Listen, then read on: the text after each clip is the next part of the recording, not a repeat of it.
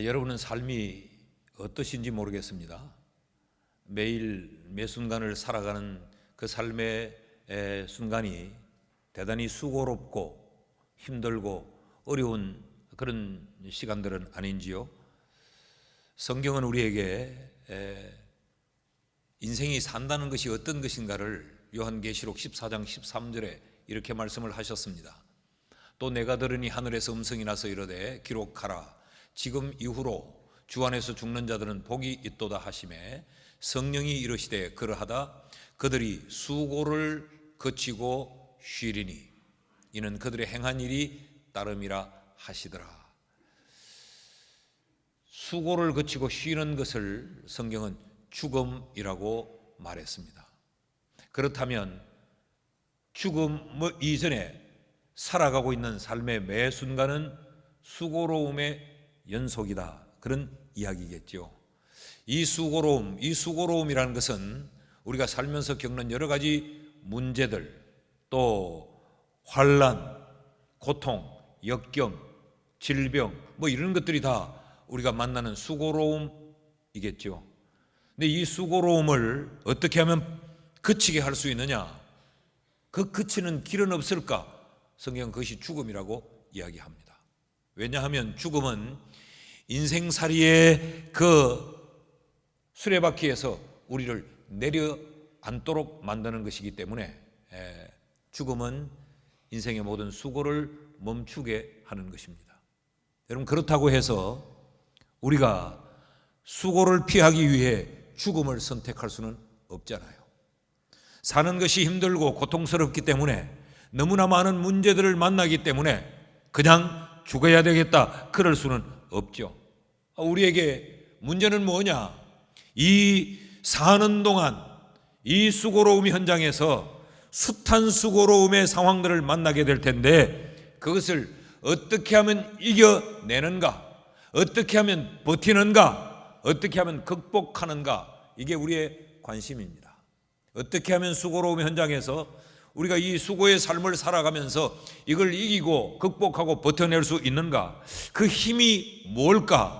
성경은 그 힘을 믿음이라고 말합니다. 1세기의 그리스도인들도 예외는 아니었습니다. 그들도 수많은 문제들과 부딪히며 살았어요.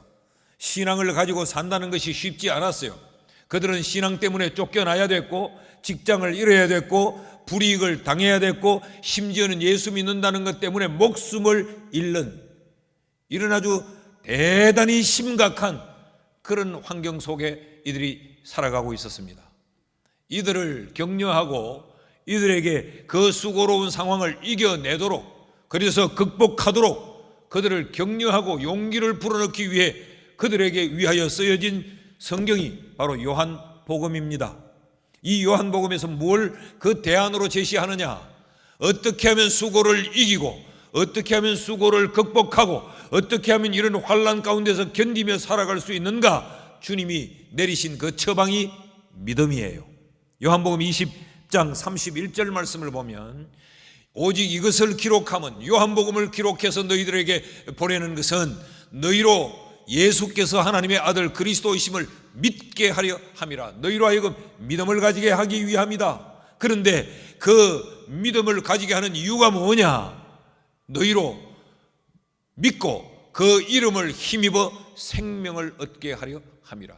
예수를 믿는 믿음으로 말미암아 예수의 이름을 힘입어서 너희가 환난의 세상에서 생명력 있는 삶을 살아내도록 하기 위해 너희들에게 이 요한복음을 썼다. 근데 이 요한복음의 내용이 바로 믿음에 관한 이야기다. 제가 여러 차례 말씀을 드리지 않았어요?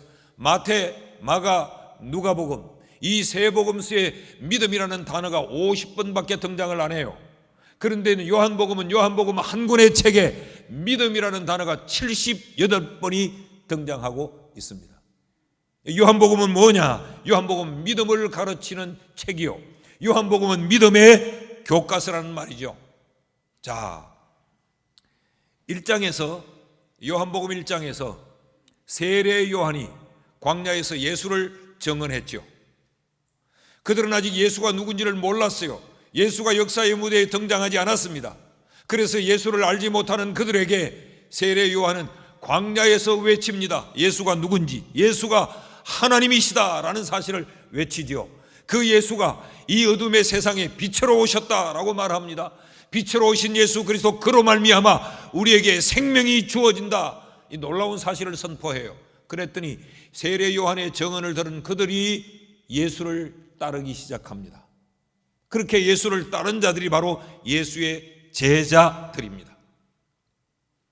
간접적인 증언을 듣고 예수를 따라 나선 이야기가 1장의 이야기인데, 요한복음 2장에 들어오면 이젠 예수님이 직접적으로 자기 자신을 드러내 증언합니다.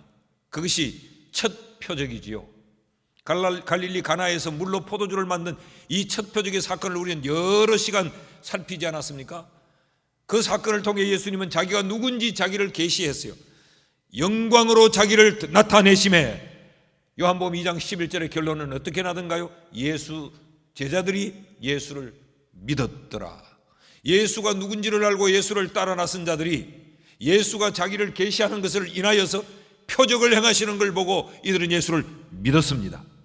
예수를 믿은 이들이 이제 3장으로 넘어오면 성경은 그 믿음으로 말미암는 결과가 어떻게 되는가를 설명해요.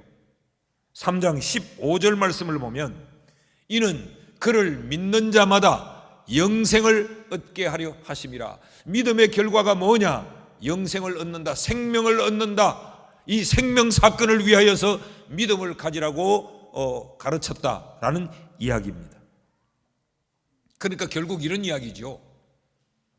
환난과 역경 가운데 수고로운 인생을 살아가는 그들에게 믿음을 말한 이유가 뭐냐? 믿음을 말한 그 이유는 믿음이 영원한 생명을 가지기 때문에, 그들로 하여금 다시 태어나는 거듭남에 이르게 하기 때문에 믿음을 가지라고 말하는 거죠. 그렇다면 거듭남, 이것은 세상을 이기는 가장 결정적인 해답이 되는 것입니다. 그래서 지금 3장은 거듭남에 관한 이야기를 하고 있습니다. 예수님께서 이 3장이 시작되자마자 한 사람과 대화를 이어가십니다. 그런데 이 한 사람과 대화를 이어가시는데 어느 정도로 대화를 이어가느냐? 요한복음 3장이 전체 36절입니다. 36절의 이 3장의 내용을 21절을, 그러니까 요한복음의 3장의 거의 대부분을 한 사람과 대화하는 대화의 내용으로 채워져 있어요. 근데 그 대화의 주제가 뭐냐? 주제가 단 하나입니다. 거듭남입니다.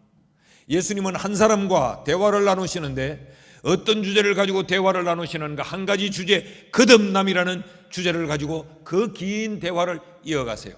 그러면서 예수님이 3번이나 진실로 진실로 네게 말하노니라는 표현을 쓰고 있습니다. 이것은 예수님이 굉장히 중요한 말씀을 하실 때에 이 말을 네가 결코 소홀하게 들으면 안 된다, 이 말은 네가 잊어서도 안 된다, 이 말은 반드시 기억해야 된다라고 하는 의미로 말씀하실 때 진실로 진실로 내가 말한다라고 하는 표현을 쓰셨어요. 이 진실로 진실로라고 하시면서 3번 주님이 이 말씀을 하십니다. 그러니까 이 거듭남에 관한 이야기가 얼마나 무거운 주제이고 얼마나 중요한 주제인가를 우리에게 인식시키고 있는 것이죠. 우리가 그래서 오늘 이 거듭남에 대하여서 함께 살피려고 합니다. 예수님이 긴 시간 이 거듭남이라는 주제로 대화를 이어갔던 그 상대는 누구냐? 성경은 니고데모라는 사람이라고 소개합니다. 1절 말씀을 같이 한번 읽으시죠. 시작. 그런데 바리새인 중에 니고데모라 하는 사람이 있으니 유대인의 지도자라. 지금 거듭남이라는 주제가 굉장히 중요한데 예수님은 이 거듭남의 주제에 대하여 바로 이야기하지 않고 이 대화를 나누는 니고데모라는 사람이 어떤 사람인가를 아주 세밀하게 밝히려 하고 있어요. 이게 지금 1절의 의도입니다. 그냥 니고데모라고 하는 자와 이 대화를 이어갔다라고 하면 될 텐데 그 니고데모가 누군가를 아주 소상히 밝히지요. 누굽니까? 그는 바리새인입니다. 바리새인. 이 바리새인은 그 당시 유대 사회에 한 700여 명밖에 안 돼요. 그러니까 굉장히 소수의 사람들인데 이들은 종교적인 활동에 목숨을 건 사람들입니다. 특별한 종교인 그룹이에요. 그런데 이들이 유대 사회의 주류 계급입니다. 주류 계급. 이들이 유대 사회를 쥐락펴락해서요. 니고데모가 이런 유대인 중에 한 사람이었다는 이야기죠. 그런데 이는 그런 유대인으로서 마치는 것이 아니고 성경이 뭐라고 말합니까? 그가 이 바리새인이면서 동시에 유대인의 지도자였다라고 말을 해요. 여기 지도자라고 하는 이 아르콘이라고 하는 말은 우두머리, 통치자 그런 이야기입니다. 그 유대 사회를 직간접적으로 아주 지휘하며 정신적인 영향을 끼치는 그런 인물이 니고데모다라는 이야기지요. 이 유대 사회에는 산헤드린 공의회라는 입법과 사법을 통합한 기구가 있었어요.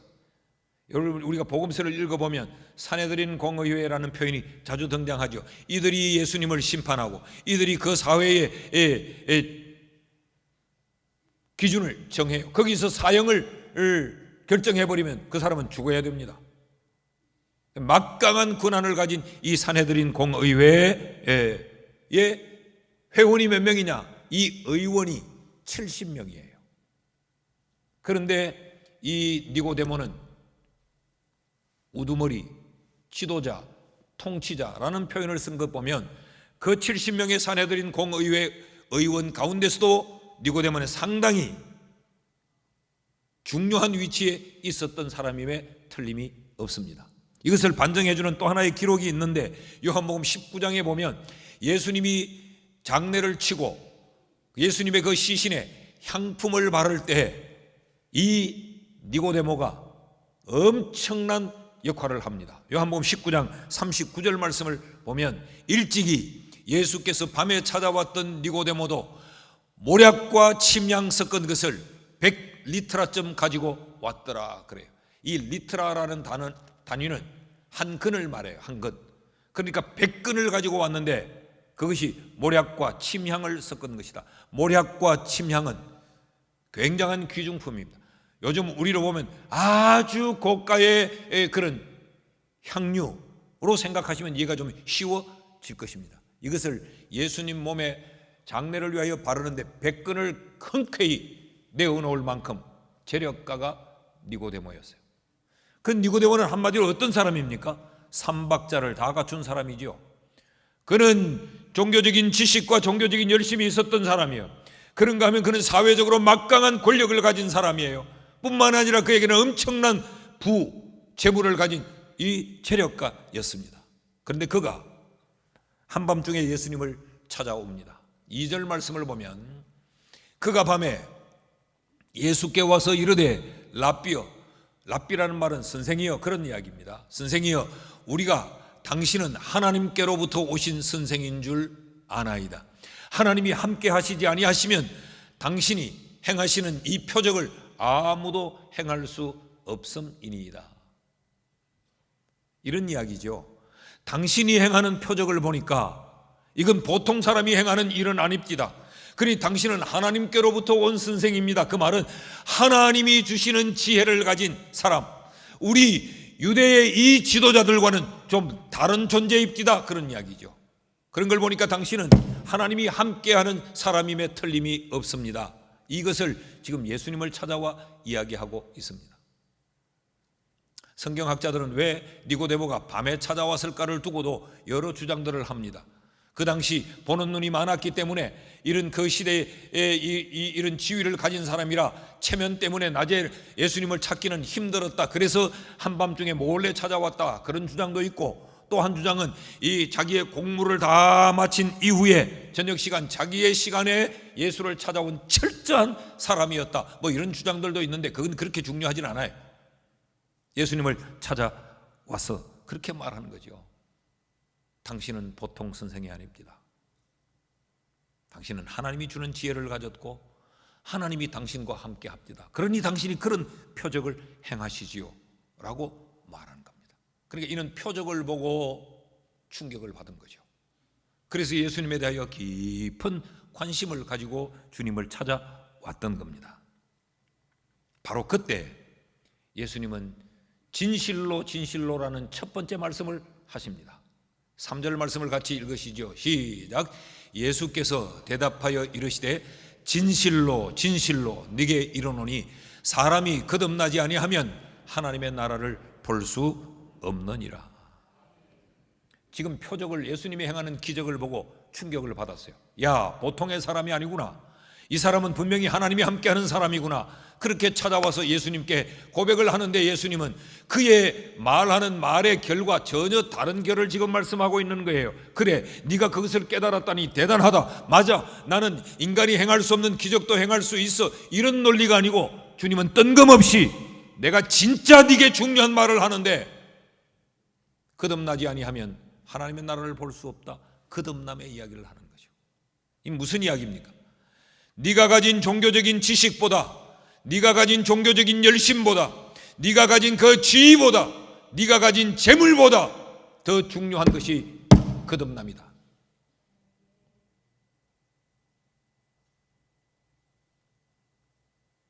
그런데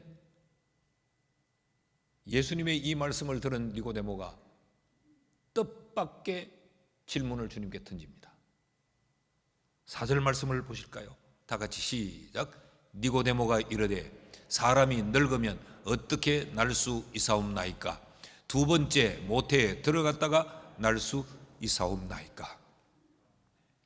이것이 니고데모의 영적인 수준이었고, 그러나 니고데모에게서는 지극히 정상적인 질문일 수 있었습니다.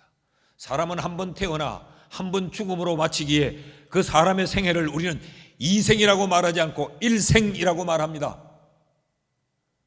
일생뿐인 이 삶을 어떻게 사람이 두 번 태어날 수 있느냐? 어머니의 자궁으로 다시 들어갔다가 다시 태어난다는 말인가? 이게 도대체 무슨 말인가? 유대 사회의 지도자요, 율법에 정통한 자요, 유대 사회의 막강한 역할을 감당하는 그였지만 그는 거듭남이라는 것을 알지 못한 거예요. 그러니까 이것은 주님이 니고데모의 질문에 동문서답을 하신 것이 아니고 주님의 쾌도남마였습니다.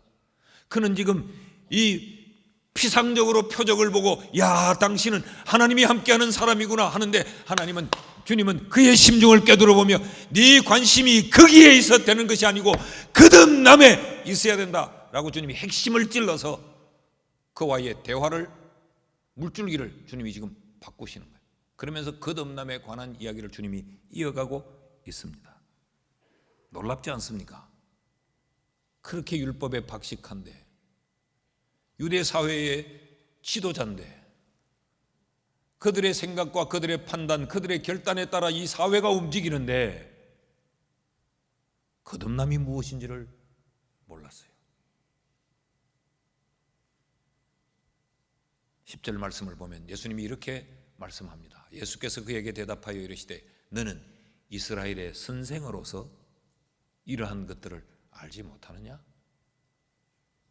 네가 이 사회의 선생이요, 네가 율법학자요, 네가 종교인이요, 네가 이 신앙생활에 목숨을 건 사람인데 어떻게 거듭남을 알지 못하느냐라는 겁니다.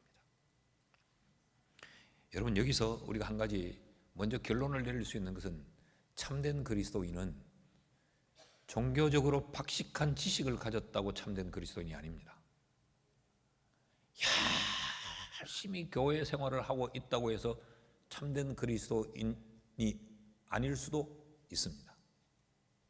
교회에서 목사요, 장로요, 권사요, 어떤 직분을 가지고 있다고 해서 그 사람이 참된 그리스도인일 수 없습니다. 거듭난 자라야 참된 그리스도인일 수 있다는 거죠. 주님과의 이 대화를 이어가는 이 시작점에서 니고데모의 종교적인 지식과 열심과 지금까지 그가 추구해왔던 그런 그의 종교적인 경건 생활이 일순간에 가치를 상실하고 무너져 내립니다. 니고데모는 이것이 전부라고 생각을 했는데 예수님은 거듭남이 네가 붙잡아야 될 중요한 문제라고 지금 말씀을 하고 있는 거죠. 자, 여기서 우리가 거듭남에 대한 첫 번째 가르침을 받을 수 있습니다. 첫째로, 거듭남은 왜 필요한가? 거듭남의 필요성이 여기서 대두되는 겁니다. 거듭남이 왜 필요해요? 거듭남이 없이는 우리의 모든 것이 신앙생활이라고 이름 붙여져 행해지는 모든 것들이 의미를 갖지 못하기 때문에 그렇습니다. 그건 종교생활에 불과한 겁니다. 거듭남이 왜 필요하냐? 3절 말씀을 다시 한번 읽으면 예수께서 대답하여 이르시되 진실로 진실로 네게 이르노니 사람이 거듭나지 아니하면 하나님의 나라를 볼 수 없느니라. 하나님의 나라를 볼 수 없기 때문에, 다시 말하면 거듭나지 아니하면 하나님의 나라와 상관이 없기 때문에 우리에겐 거듭남이 필요한 것이죠. 이게 거듭남의 중요성입니다.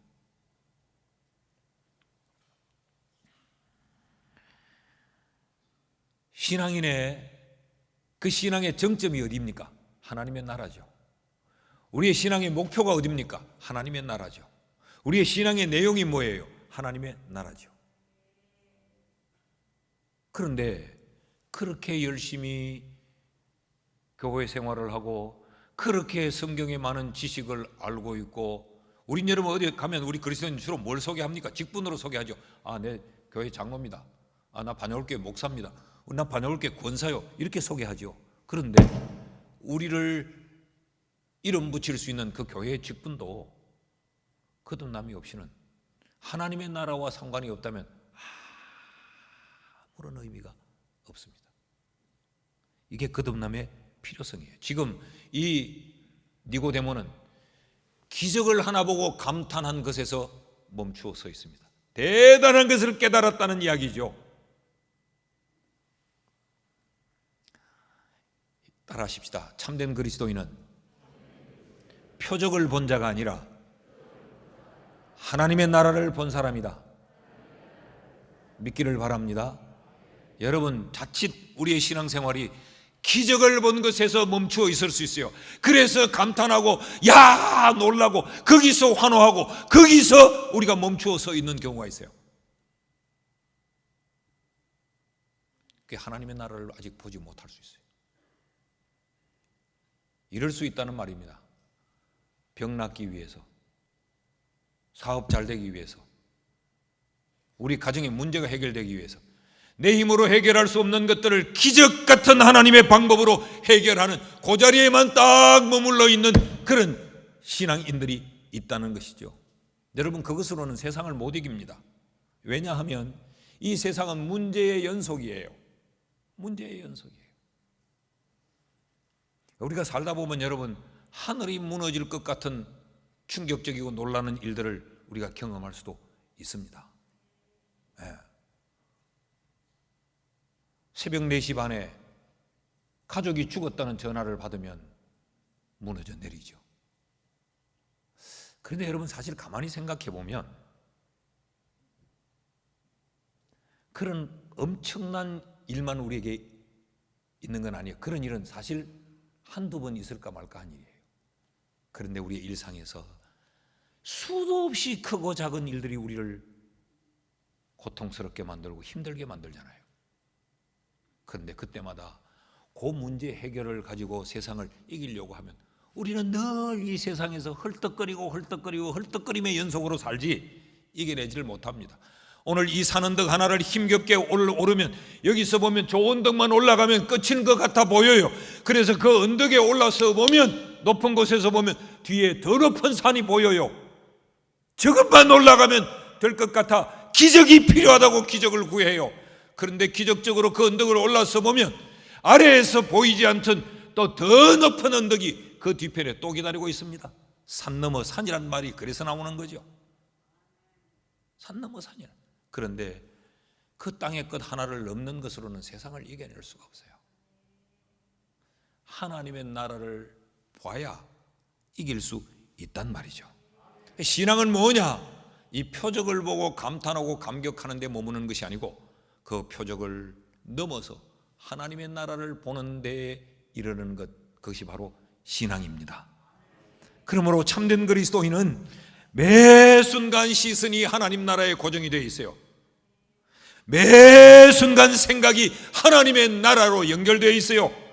어떤 상황에서도 참된 그리스도인은 내가 본 그 하나님의 나라를 기대하고 사는 거예요. 참된 그리스도인의 가치는, 최고의 가치는 하나님의 나라입니다. 이 하나님의 나라를 보면 세상을 이길 수가 있습니다. 왜냐하면 하나님의 나라는 내 삶의 평강과 희락의 원천이기 때문에 그래요. 로마서 14장 17절이 뭐라고 말하느냐? 하나님의 나라는 먹는 것과 마시는 것이 아니요. 여러분, 우리는 먹는 것 마시는 것이 우리 최고의 가치죠. 그래서 우리는 이 먹는 것 마시는 것에 늘 기적을 요망하며 살잖아요. 좀 더 잘 먹기 위해, 좀 더 잘 입기 위해, 좀 더 잘 자고 좀 더 편안히 살기 위해 온통 우리는 이것 때문에 기적을 구하고 사는데, 하나님의 나라는 그것이 아니고 오직 성령 안에 있는 의와 평강과 희락이라. 그것을 초월해버리는 내 심령 속에 평안과 기쁨, 평화로다 하늘 위에서 내려오네. 이 하늘로부터, 하나님 나라로부터 우리에게 주어지는 이 평강과 희락. 그러니까 이 하나님의 나라를 봐버린 사람은 문제의 연속인 수고로움이 현장에서 이기고 견뎌낼 수 있다는 이야기입니다. 그래서 거듭남이 필요하다는 이야기예요. 왜 하나님의 나라를 보는데 세상을 이길 수 있느냐? 세상을 뛰어넘는 평강과 희락이 우리에게 주어질 뿐만 아니라 세상을 이기는 힘, 그 능력이 하나님의 나라로부터 우리에게 주어지기 때문에 그렇습니다. 고린도전서 4장 20절 말씀을 보십시오. 하나님의 나라는 말에 있지 않고 오직 능력에 있습니다. 세상은 온통 말에 있어요. 세상에 떠돌아다니는 말은 능력이지는 못합니다. 그 말이 부풀려지면 엄청나게 과장이 돼서 그 말만 들으면 안 될 게 없는 것 같은데 그게 사기요, 그게 속임이요, 그게 거짓이잖아요. 하나님의 나라는 말에 있지 않고 능력에 있다. 무슨 이야기입니까? 여러분, 우리가 하나님의 나라를 보면 그 하나님 나라로부터 우리에게 하늘 능력이 주어져 문제의 연속인 수고로움의 이 세상에서 인생을 살아가는데 견디게 되고 이기게 되고 버티게 되고 극복하게 되는 것입니다.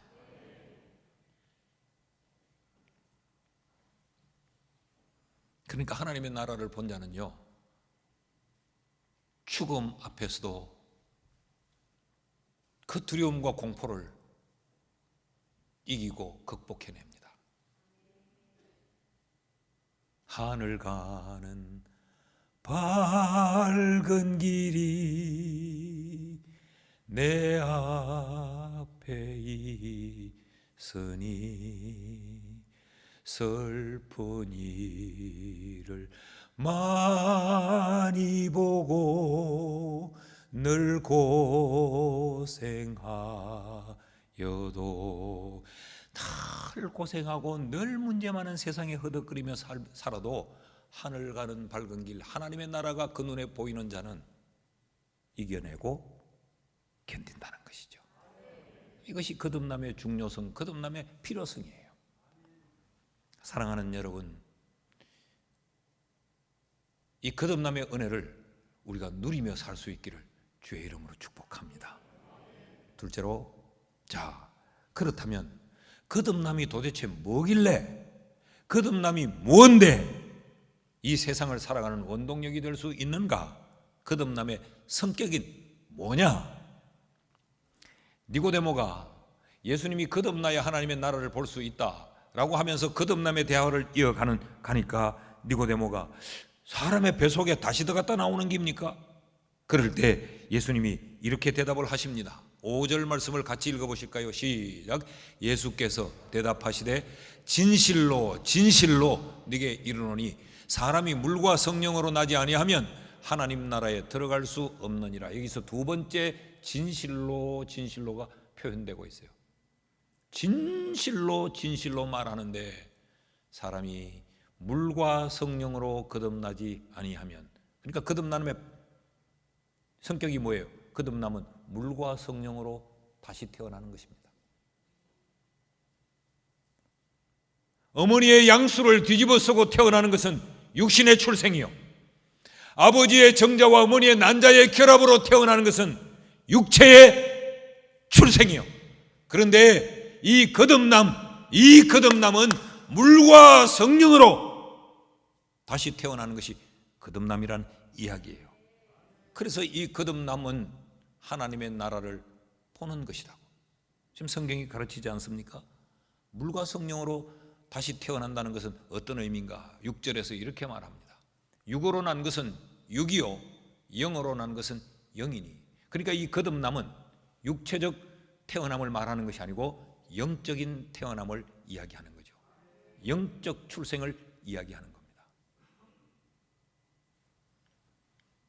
그러니까 육을 초월하는 거예요. 거듭남은. 여러분, 육신의 출생은 죽음을 초월할 수 없어요. 여기 있는 저와 여러분은 반드시 언젠가는 죽음의 문턱 앞에서 멈추었어야 됩니다. 그런데 이 영으로 나는 것을 우리는 영생이라고 말하기 때문에 육체의 죽음, 육체의 제한, 육체의 조건을 초월하는 것이죠. 이게 거듭남이라는 겁니다. 그러므로 여러분, 거듭난 것은 영으로 나는 것이기에 영의 세계를 알 수 있습니다. 여기 우리가 궁금한 게 하나 있어요. 물과 성령으로 거듭난다 하는데, 성령으로 거듭난다는 것은 깊은 의미는 모르지만 그래도 영적이라는 건 이해는 돼요. 물과 성령으로 거듭난다 할 때 이 물은 도대체 뭐냐? 물. 크게 한 세 가지의 견해가 있습니다. 칼빈은 뭐라고 이야기하느냐? 이 물이 성령을 말한다. 그런데 성령이라고 말을 하면 성령과 성령으로 거듭난다, 이 문맥의 흐름이 부자연스러워요. 두 번째 주장이 하나 있습니다. 여기 물은 세례를 의미한다. 물로 우리가 세례를 받으니까 세례를 의미한다. 이 초대 교부, 그러니까 초대 목회자들이 그렇게 가르쳤어요. 어거스틴이나 크리소스톰 같은 분들은 세례를 의미한다. 근데 또 하나의 견해가 있습니다. 말씀이다. 물은 에베소서 5장 26절 말씀을 보면 이는 곧 물로 씻어 말씀으로 깨끗하게 하사 거룩하게 하시고, 그러니까 말씀이 우리를 깨끗하게 한다. 말씀과 성령으로, 저는 이 견해가 더 타당하다고 봅니다. 왜냐하면 거듭남이라고 하는 이 말의 의미가 위로부터 난다, 그런 뜻이에요.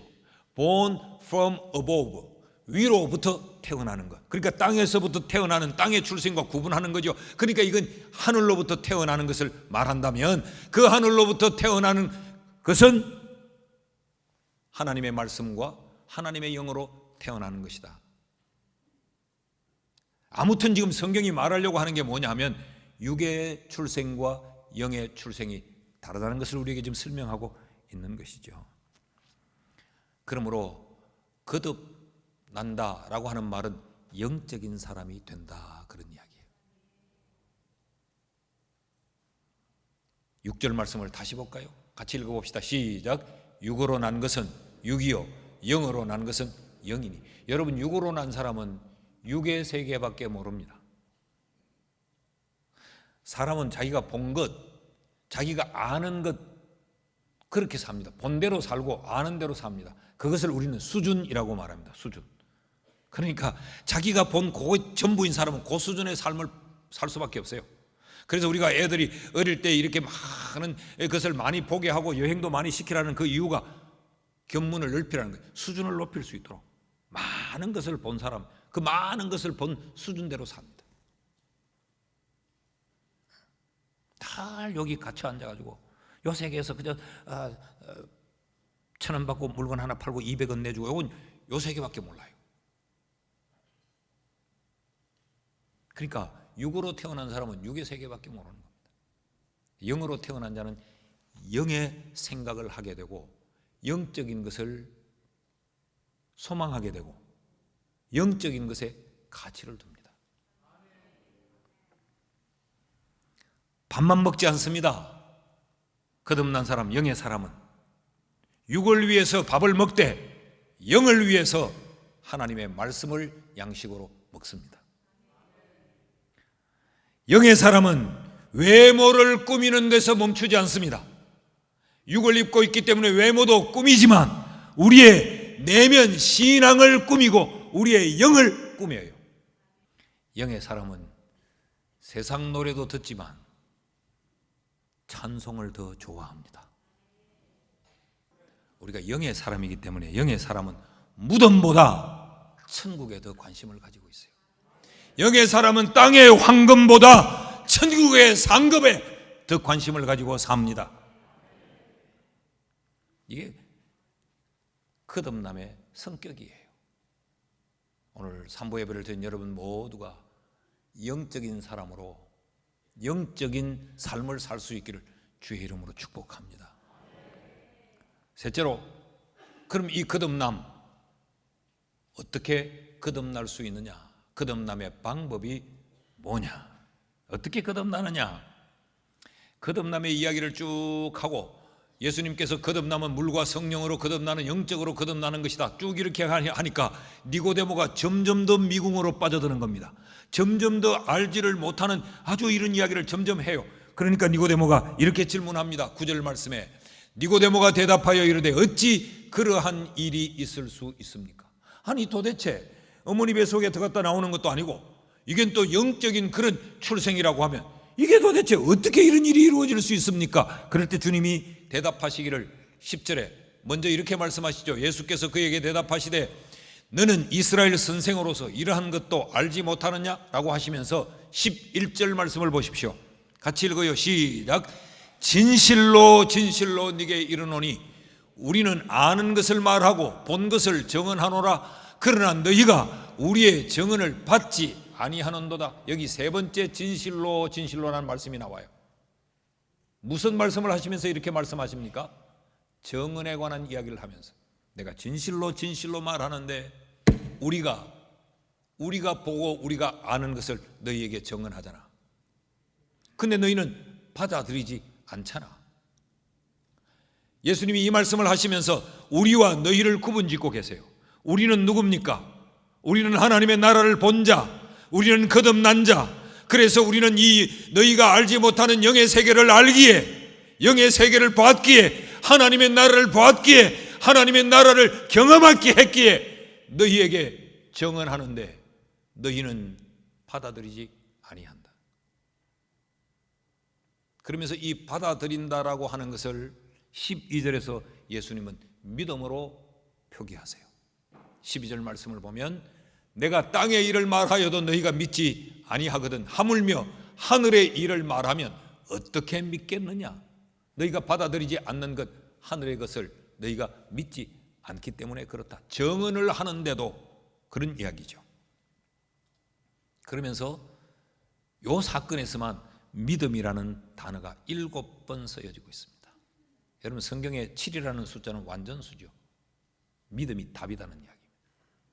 거듭남의 방법은 믿음이요 믿음 외에는 없다. 그런 이야기를 지금 예수님이 하고 계시는 거죠. 거듭남의 길은 뭐냐? 증언을 믿는 것, 그것이 믿음이라는 거예요. 증언은 뭐예요? 예수님과 그의 나라에 대한 증언. 성경 속에 기록된 모든 것은 하나님의 나라에 대한 증언이요 예수에 대한 가르침입니다. 이걸 믿는 것이 거듭남의 비결이다 라고 지금 말하고 있는 거죠. 그럼 이 정언은 누구에 관한 정언인가? 예수님에 관한 정언입니다. 예수님에 관한 정언. 13절 말씀을 보세요. 하늘에서 내려온 자 곧 인자 외에는 하늘에 올라간 자가 없느니라. 정언의 이야기를 하고 믿음의 이야기를 하다가 예수님이 이 말씀을 하세요. 다시 한번 띄워주시면요, 하늘에서 내려온 자, 여러분 하늘에서 내려왔다는 말은 하늘에 있던 자라는 이야기죠. 하늘에서 내려온 자가 누구냐? 인자. 예수님 자기를 가르치는 거예요. 인자 외에는 하늘에 올라간 자가 없다. 그러니까 하늘에 계시던 자가 하늘에서부터 내려온 자, 그 예수님 자신이라는 거예요. 결국 예수님을 믿는 것이 거듭남의 길이라는 거죠. 왜 예수를 믿어야 되느냐라는 질문이 생겨날 수 있겠죠. 여러분,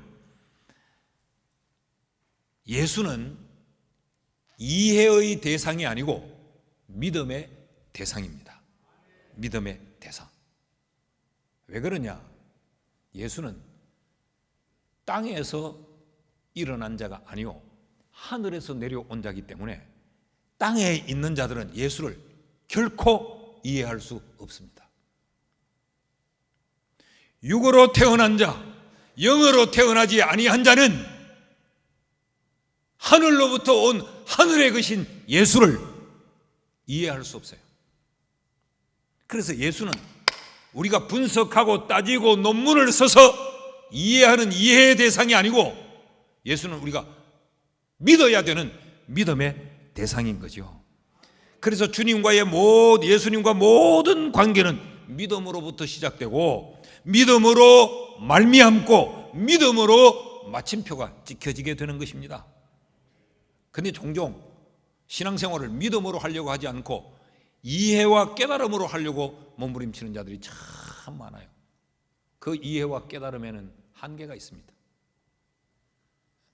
여러분, 늘 땅에서 초가집 짓고 땅 파먹으며 살던 사람이 여러분 하늘에 비행기가 날아다니고 집을 포개어서 이 집을 20층, 40층 집을 포개어서 산다고 하는 게 이해가 되겠습니까? 안 봤는데 어떻게 이 집 위에 집을 포갤 수 있단 말이냐? 밑에 게 무너져 버리지. 이해가 안 되는 것이. 그래서 신앙은 뭐냐? 신앙은 이해하는 것이 아니고 믿는 거예요. 그럼 하늘에서 내려온 자, 우리가 그를 믿어야 되는 이유가 뭐냐? 14절 말씀에 모세가 광야에서 뱀을 든 것 같이 인자도 들려야 하리니. 무슨 이야기입니까? 예수님의 십자가를 이야기합니다. 너희의 죄 문제를 해결해 너희가 하늘 사람이 되기 위해 하나님의 나라에 들어가기 위해서는 답이 없다. 길이 없다. 내가 십자가에 달려 너희의 죄를 대속함으로 말미암아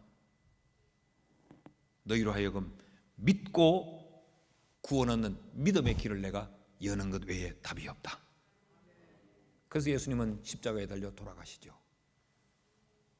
그래서 15절 우리가 아까 읽었던 말씀인데, 이는 왜 예수님이 십자가에 달려 돌아가시느냐? 그를 믿는 자마다 영생을 얻게 하기 위함이라. 믿음으로가 아니면 우리는 거듭남에 이를 수 없어요. 믿음으로가 아니면 하나님의 나라를 볼 수가 없어요. 여러분, 우리의 신앙생활에도 믿음으로 신앙생활을 하지 않고 그 몇 푼어치 되지 않는 지식을 가지고 늘 성경에 내가 따지고 이해함으로 하나님의 나라를 누리려고 하면 impossible, 불가능합니다. 믿으면 하나님의 나라가 보여집니다. 우리가 불신자들에게 전도하면 예수 믿고 천국 가자 그러면 네 천국 봤나? 보여주면 믿겠다. 나도 한번 보면 믿겠다. 성경은 믿으면 보인다고 말해요. 세상은 보고 믿겠다고 말하죠. 풀 수가 없는데. 이 일을 누가 진행하느냐? 이 일을 누가 진행하느냐? 고린도전서 12장 3절 하반절에 보면 성령으로 아니하고는 누구든지 예수를 주시라 할 수 없느니라. 성령께서 우리의 마음속에 믿을 수 있도록 우리를 감동시키시고, 도저히 보지 않고는 믿을 수 없는데 성령께서 우리에게 그것을 믿음의 자리에 이르도록 이끌어 주시는 거예요. 여러분 놀랍지 않습니까? 우리가 전도를 하다 보면요, 내가 예수 믿고 있다는 게 진짜 놀라워요. 그렇게 전도를 하고 뭐 성경 구절을 설명을 해주고 별짓을 다 해도 못 믿는데, 나를 보면 나는 이걸 믿고 있다? 그 사람보다 내가 지식이 탁월한 것도 아니고, 아니 그 사람보다 내가 무식한 것도 아닌데 나는 지금 이걸 믿고 있어요. 그렇게 설명을 해도 그 사람은 못 믿는데 나는 이걸 의심 없이 믿고 있어요. 성령이 일하셨기 때문입니다. 성령이 일하셨기 때문이에요. 여러분, 엿새 만에 하루 쉬는 날이 오늘 일요일 주일 아닙니까? 참 피곤 가운데 엿새를 살다가 오늘 하루 쉬는 날인데, 그럼에도 불구하고 우리가 이렇게 옷을 갖춰 입고 지금 예배당에 나와 예배하는 자리에 앉아 있다. 이 놀라운 일 아닙니까? 성령께서 나를 감동시키시고 나를 이끌어 나도 모르게 내가 교회를 오고자 하는 마음을 갖게 해 여기 데려다 놓았기 때문이에요. 그런데 이것마저도 육신의 세계에서는 이해가 안 됩니다. 뭐 그런 게 있다고? 그런 게 어디 있나? 근데 영으로 태어난 영의 사람은 이게 영적인 세계에서 이루어지는 것이 보여지는 거죠. 그러므로 여러분, 우리가 거듭난 자로서의 삶을 살 수 있기를 축복합니다. 물어봅시다. 여러분 예수 믿으십니까? 예수님이 우리의 구세주 되신다는 사실을 믿으십니까? 그 믿음이 우리를 거듭남에 이르게 했습니다. 문제는 이 거듭남을 우리가 누리고 살아야 돼요. 날마다 이제는 하나님 나라 보면서 살고, 전에는 안 보여서 못 봐서 못 알았는데 이제는 하나님의 나라를 보고 하나님 나라의 가치를 두고 하나님 나라 소망하면서 이 하나님 나라를 이 땅에서 누리며 살아야 되는 게 평강과 희락을 누리면서 살아야 돼요. 그럴 때 세상이 우리를 감당하지 못합니다. 세상의 눈물이, 세상의 슬픔이, 세상의 고통이 우리를 힘들게는 하겠지만 그것이 우리를 정복하지는 못해요. 우리 믿음으로 그것을 우리는 견디고 이기고 넘어설 수 있기 때문에 그렇습니다. 제가 늘 잘 부르던 찬양 여러분 기억하시죠? 초막이나 궁궐이나 내 주 예수 모신 곳이 어디나 하늘나라. 초막이고 궁궐이고 이것 때문에 우리가 주저앉지 않는다는 거예요. 초막에 살면 불편하겠죠. 궁궐에 살면 모든 게 편리하겠죠. 그러나 하나님의 나라를 바라보고 사는 사람은 초막에 살아도 평안과 기쁨을 누리며 산다는 게 이게 신비로운 겁니다.